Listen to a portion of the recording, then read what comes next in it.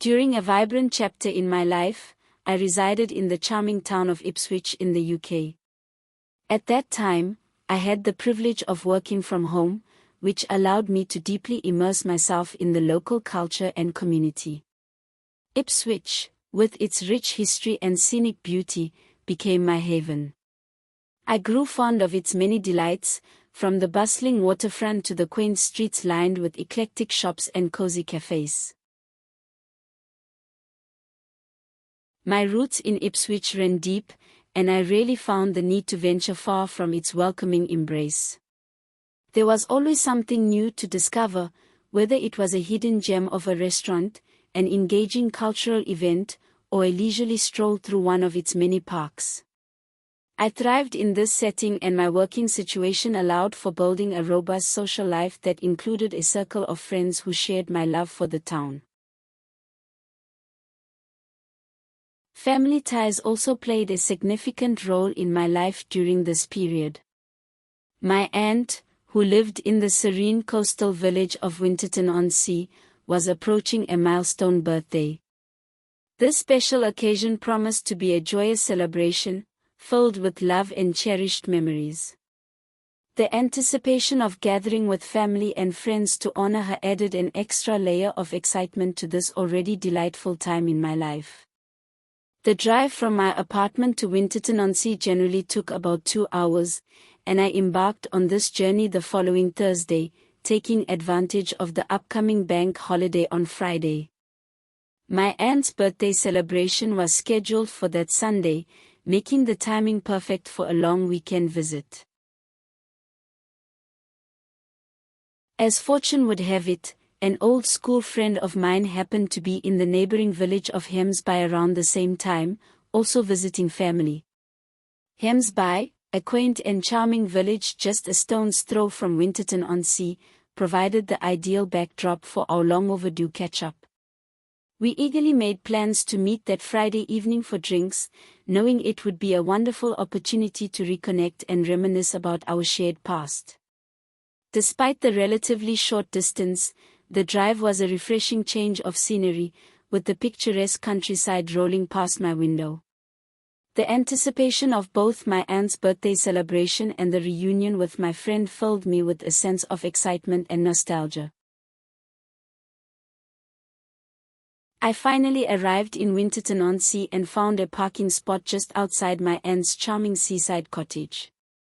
As I stepped out of the car, the refreshing onshore breeze carried the invigorating scent of the ocean, instantly lifting my spirits. My aunt's house was ideally situated just 2 streets away from Winterton Beach, making it a perfect retreat. The horizon bore a dramatic scene, with dark clouds amassing, hinting at the impending electrical storms forecasted for the coming days. Despite the looming weather, the atmosphere was vibrant with the salty tang of the sea and the gentle whisper of the waves in the distance. My aunt soon appeared at her front door, her face lighting up with joy as she saw me. We exchanged warm greetings, and I reached into the back seat to retrieve my small travel duffel bag. With my luggage in tow, I followed her into the welcoming embrace of her cozy home, ready to enjoy the weekend festivities and the company of loved ones. After settling in, my aunt and I enjoyed a delightful catch-up over steaming cups of tea. The hours melted away as we shared stories and laughter, catching up on all the little moments we'd missed. Feeling wonderfully relaxed, I indulged in a glorious afternoon nap, falling asleep to the rhythmic sound of the waves in the background. That evening, after a delicious dinner, I decided to send a text to my old friend. We promptly made plans to meet at the King's Head pub in Hemsby the following evening. With excitement buzzing in the air, the anticipation of our reunion added an extra spark to my day. The next morning, I rose early, eager to seize the day.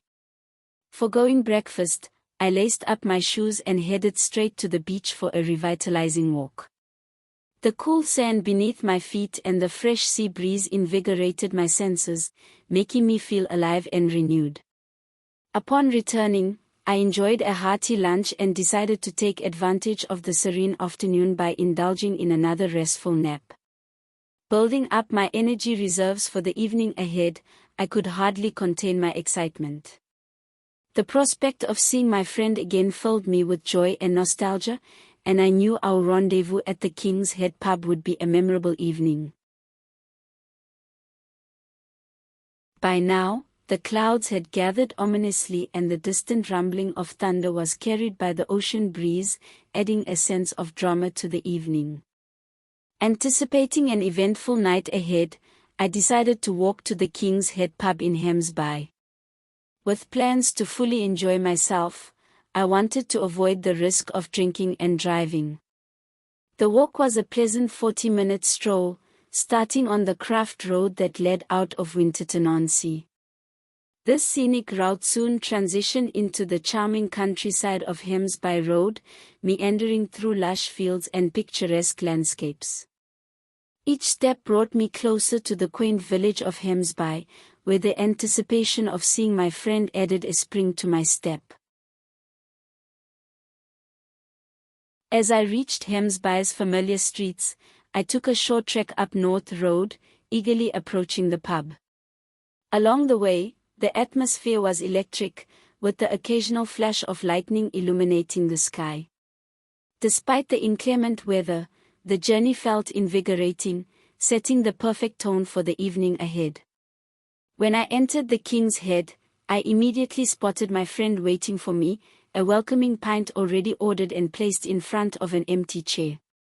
We greeted each other with hearty enthusiasm and quickly dove into a lively conversation, catching up on all the latest drama and gossip from our lives. The atmosphere buzzed with laughter and energy as we shared stories, each more entertaining than the last. It was an absolutely glorious catch-up, and we both thoroughly enjoyed ourselves. Outside, the electrical storm finally unleashed its full force, with flashes of lightning illuminating the pub's cozy interior and thunder adding a dramatic soundtrack to our evening. As the storm raged on, it seemed to cocoon us in a bubble of warmth and camaraderie. As the evening unfolded, I couldn't help but worry about the possibility of needing to ask my aunt to fetch me in her car, given the ferocity of the storm. However, just as the barman called out for last orders, a sense of relief washed over me as the tempest outside began to subside. The fierce winds calmed, and the thunder grew distant, leaving behind a gentle drizzle. With the worst of the weather behind us, I felt reassured that I could safely make my way back to my aunt's home. Reflecting on the evening, I couldn't help but feel grateful for the memorable night spent reconnecting with an old friend, even amidst the dramatic backdrop of the storm. This is where my story takes a supernatural turn. After my friend and I exchanged our goodbyes, I set off on the journey back to my aunt's cottage. The drizzle had now softened into a mere whisper, with distant flashes of lightning illuminating the horizon over Winterton-on-Sea and the faintest rumbles of thunder rolling through the night. As I left Hemsby and ventured onto the desolate country road, a palpable sense of unease crept over me. The road stretched out before me, cloaked in an impenetrable darkness that seemed to swallow the light from my phone's torch. With each step, the air grew colder, and an inexplicable shiver ran down my spine. The silence was deafening, broken only by the occasional scuttle of unseen creatures just beyond my sight. The moon, shrouded behind thick clouds, offered no solace. I felt as though the very shadows were alive, watching and waiting. Imaginary or not, I could sense an ominous presence lurking in the inky blackness surrounding me. With my heart pounding in my chest, I quickened my pace, the eerie feeling of being watched refusing to leave my mind. The path ahead seemed to stretch endlessly, and my aunt's cottage felt further away than ever. It was then, in the midst of the oppressive gloom, that I saw it. For a heartbeat, I believed a horse had broken free from its confines and was standing in the middle of the road. My breath caught, my mouth turned as dry as sand, and a coldness spread through my chest, making the hair on the back of my neck stand erect. But when I blinked and looked again, the shape resolved itself into something far more sinister. A massive, spectral black dog. Its sheer size was mind-boggling, but that wasn't the only thing that threw me off kilter. The beast seemed almost ethereal, its edges dissolving into ghostly tendrils of mist that wavered and danced around its form. It was as if it barely existed in this realm, flickering at the edges of reality. The most unsettling aspect, however, lay in its eyes. They glowed not with the natural reflection of light, but with an otherworldly luminescence, an eerie, ghostly glow that bathed the ground around it in an unearthly radiance. Those eyes, burning with a cold, spectral fire, seemed to pierce through me, seeing into the very depths of my soul. As I stood frozen, the air around me grew colder, and an oppressive silence settled over the landscape. This was no ordinary dog, this was a harbinger of something ancient and malevolent, a dark omen that had stepped out of the shadows of legend and into the realm of the living. I stood transfixed, rooted to the spot by a primal fear, my heart pounding like a war drum in my chest. There was nothing and no one else on that desolate road. The rest of the world had seemingly faded away, leaving only me and the phantom dog apparition locked in a silent, chilling confrontation. It was as though time itself had ceased to exist, and the oppressive stillness bore down on me like an ancient and malevolent curse. The ghostly hound took a step closer, though its paws never seemed to touch the ground, gliding eerily through the night air. Each movement was accompanied by an unsettling grace that spoke of something not bound by the natural laws of our world. Its glowing eyes pierced through the light drizzle and the encroaching darkness, emanating a sinister radiance that seemed to hint at a prehistoric intelligence.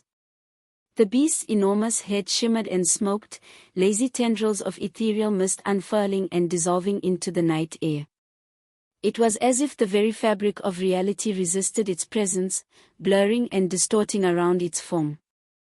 With every passing moment, the air became colder, the darkness deeper, and the silence more oppressive.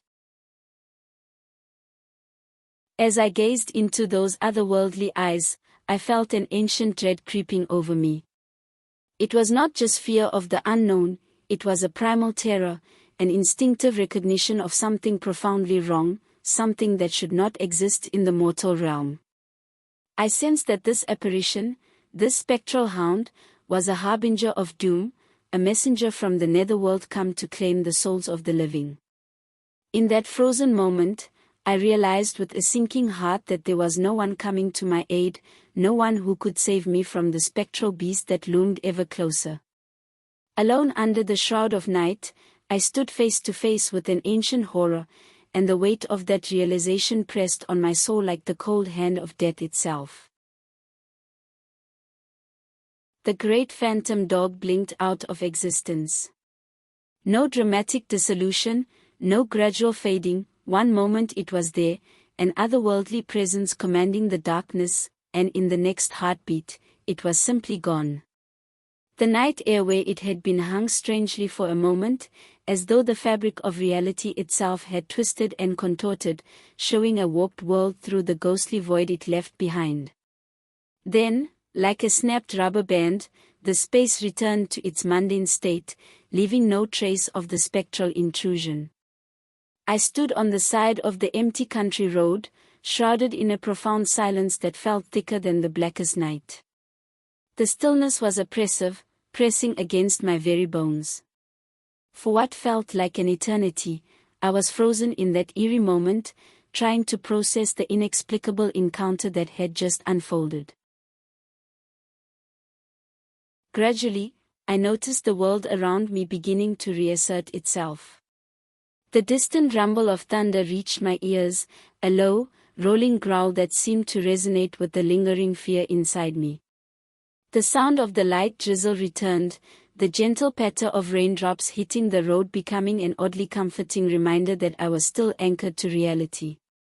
Yet, despite these mundane sounds, a lingering doubt gnawed at my mind. Had I truly encountered a phantom, a supernatural harbinger from the realms of shadow? Or had my senses deceived me, playing cruel tricks in the dead of night? The question swirled in my mind, unanswered and unsettling.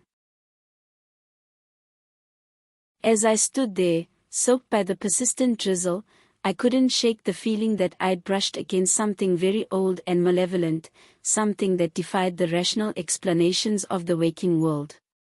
And in that chilling realization, a new, ever-present dread began to take root in the depths of my soul, one that whispered of encounters in the darkness that lingered just beyond the veil of the ordinary.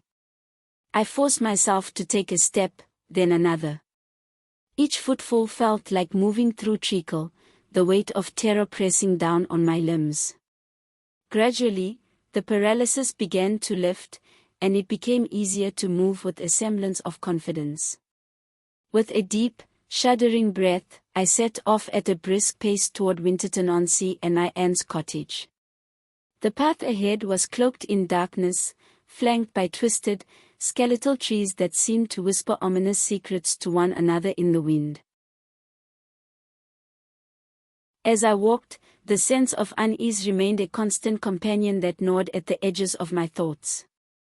The distant thunder continued to rumble, a low and foreboding growl that seemed to echo the menace lurking in the shadows.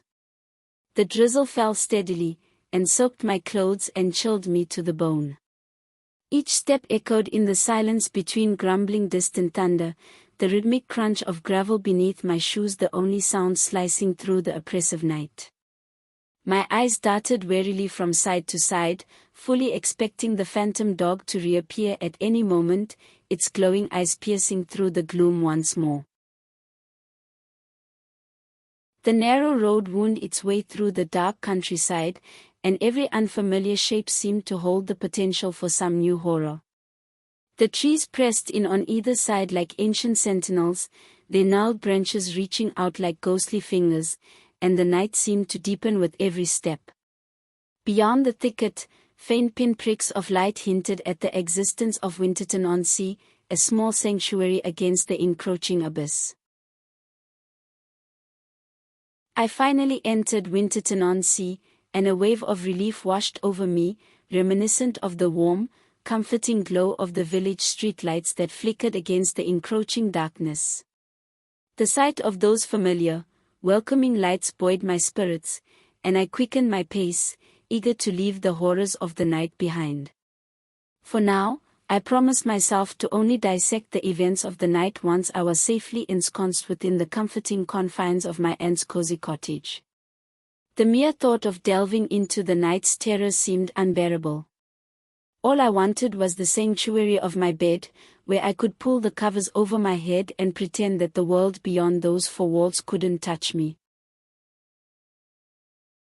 The narrow streets of the village, usually quaint and charming, suddenly took on an eerie, otherworldly quality in the dim light. Shadows darted and danced in the periphery of my vision as I hurried along, every creak and rustle amplified by my heightened senses. The village, though silent and asleep, seemed to hold its breath, as if it were aware of the spectral presence that had haunted my steps. As I drew closer to my aunt's cottage, a sense of foreboding began to grip me, coiled around my heart and was ready to pounce at any flicker of danger. As I rounded a corner and turned into a street just 2 blocks away from the cottage, my heart leapt into my throat, and a small, involuntary gasp escaped my lips. Standing in the middle of the empty village street was the massive black phantom dog, its luminescent eyes locked onto me, glowing with an unearthly light. The apparition's great head was lifted high, its gaze unwavering and full of an unsettling intelligence that seemed to see right through me. The mist around its body swirled and coalesced in eerie patterns, casting ghostly shadows on the tarmac. The street, normally a quaint and peaceful part of the village, now felt like the heart of some dark and malevolent force. The spectre dog stood as a harbinger of dread, its form defying the natural order of reality, a chilling reminder that I was still very much within the grasp of whatever ancient malevolence had summoned it. My breath came in shallow, ragged bursts as I forced myself to move, my legs trembling but determined. I could feel the weight of those luminescent eyes, bathing me in a supernatural illumination as I took cautious, hesitant backward steps. Every nerve in my body was screaming for me to run, but I knew that any sudden movement might provoke the spectral beast into action. The massive black dog winked out of existence in the blink of an eye, only to reappear instantly right before me, so close I could feel the cold emanating from its spectral form. The air thickened with a tangible dread as the meandering tendrils of shadowy mist seeped from its outline, distorting the night around it. The very fabric of reality seemed to ripple and twist in its presence, an eerie dance of darkness that defied the natural order. Its eyes, those luminescent orbs of ghostly light, locked onto mine once again, and I felt ice-cold fear surging through my veins. The glow from its eyes cast an eerie halo in the midnight gloom, illuminating the immediate area beneath its ethereal pores and likely my face, yet leaving everything else in an unnatural shadow. As the hound's great head dipped lower, the tendrils of shadowy mist expanded, reaching out like talons, grasping and dissipating into the night air. The oppressive silence was only broken by the faint sound of my own ragged breathing, a stark contrast to the unearthly stillness that now dominated the village street. The apparition's sudden reappearance so close made my heart clench, and my every instinct screamed at me to flee. But my body remained frozen, locked in place by the sheer terror of confronting such an entity. The mist around the hound thickened, swirling faster, as though feeding on my fear, distorting the world with each eerie wisp. I knew that any sudden movement could provoke it, and so I stood motionless, every muscle tense, my mind a storm of panic and dread. The distance between me and my aunt's cottage suddenly felt insurmountable, as though the spectral hound had placed a chasm of darkness between us. Yet, amidst the encroaching fog of fear, a small ember of curiosity ignited in the middle chaos of my swirling thoughts. A chilling curiosity began to stir within me as the great phantom dog loomed ever closer. What were the spectre's true intentions? If it had meant me any harm, surely it would have acted by now, given the opportunities it had had to strike. As the spectral hound floated nearer, its form wreathed in tendrils of shadowy mist while a surprising thought took root in my mind. This was not a being of pure malice, intent on violence. There was an undeniable sense of ancient intelligence emanating from the creature, a wisdom far beyond anything I could understand. The air crackled with a strange energy, and the world seemed to distort through the phantom's ethereal outline. Those luminescent eyes, burning with an unearthly light, held no menace, only a stark, enigmatic presence. My fear wavered, replaced by an overwhelming curiosity. What was this entity, and why had it chosen to appear before me? The oppressive silence of the night seemed almost contemplative, as if the very universe were at pause, waiting for some revelation. The spectral dog continued its steady approach, gliding effortlessly through the misty air, its gaze never leaving mine.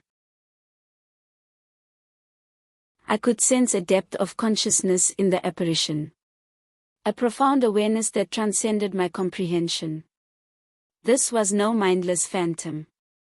It was a guardian of secrets long forgotten, a harbinger of truths that lay hidden in the shadowy recesses of time. As I stood there, caught between awe and trepidation, I felt a connection forming, an unspoken understanding that this encounter was significant in ways I could not yet fathom. I took a cautious step forward, my heart steadying as I met the gaze of this ancient, ethereal being. The answers I sought lay somewhere within this encounter, and I knew that I had to trust my instincts, casting aside fear in favor of understanding. As if the apparition could read my thoughts, sensing the ebbing tide of my fear, it halted. For a fleeting moment, we regarded each other across the mere meter that separated us. A gulf both infinitesimal and vast. The space filled with the weight of unspoken understanding. Its ghostly form seemed to refract and bend the street lights, casting eerie and shifting shadows that danced around us. In that brief communion, I felt a connection, a recognition of sorts, as though the phantom hound and I were both players in some ancient, forgotten narrative. Its luminescent eyes bore into mine, not with menace, but with an inscrutable wisdom that both comforted and unsettled me. And then, in the blink of an eye, the massive black dog winked out of existence. No gradual fading or dissolution, just an instant disappearance, leaving behind a void that rippled and distorted the night air around it. For that brief, surreal moment, the space where the apparition had seemed to pulse with otherworldly energy, a bubble of reality unmoored from the natural order. As the distorted bubble snapped back to normality, I was left standing alone on the quiet village street, the oppressive silence now replaced by the familiar sounds of the drizzle and distant thunder. My mind raced, grappling with the profound encounter, a mixture of awe and bewilderment swirling within me. The presence of the spectre, its sudden vanishing act, and the unsettling calm that followed all hinted at forces beyond my understanding, threads of some cosmic tapestry that I had only just begun to unravel. And that is my tale, an encounter with the supernatural. It happened one evening a few years ago, a night that forever altered my perception of reality. There's little more to add, except for a peculiar conversation I had with an old barman about a year ago. It was late, well past 10 p.m., when I found myself in a small, dimly lit pub on the outskirts of a town I'd never visited before in East Anglia. The barman, a grizzled figure with eyes that seemed to have seen more than they should, struck up a conversation with me. As we chatted, the topic veered toward the uncanny and inexplicable. His eyes gleaming with a mix of amusement and knowing, he recounted tales of spectral hounds and ancient guardians that roamed the night in search of lost souls. He spoke of the legends that had been passed down through generations, stories of those who had encountered these otherworldly beasts and lived to tell the tale. My curiosity piqued, I shared my own harrowing experience with him. The old barman listened intently, nodding at the right moments as if he had heard similar accounts many times before. When I finished, he leaned in closer, his voice dropping to a conspiratorial whisper. "You're not the first, you know," he said, "and you won't be the last. These creatures, they have their reasons for appearing. Sometimes, they're guardians. Other times, they're warnings." He said that they went by different names in different parts of the world, but that around East Anglia, they were known as the Black Shuck. The old legends, tales of a spectral hound that roamed the area, protecting or punishing those who crossed its path. It was said to be a harbinger, a messenger from realms beyond, its appearance always signaling a significant event or warning. A shiver ran down my spine as his words echoed in my mind. I left the pub that night with more questions than answers, feeling as though I had brushed against the edge of some ancient, unseen world. Months later, while idly browsing the internet, I stumbled upon a news article that caught my eye. A violent man had been arrested in London. He had confessed that he had harmed a number of people over the years, muggings and the like. One part of the confession that grabbed my attention was his mentioning Winterton-on-Sea. He explained how he had seen a woman walking along the country road between Hemsby and Winterton-on-Sea one night. He said that he would have mugged her had it not been for the biggest black dog he had ever seen. The massive black dog scared him off. And so, my story remains a fragment of a greater legend, a brush with the unknown that forever altered my understanding of the world. The spectral hound, the old barman, the news article. All threads in a tapestry woven with shadows and secrets, a tale that continues to unfold in the quiet corners of the night.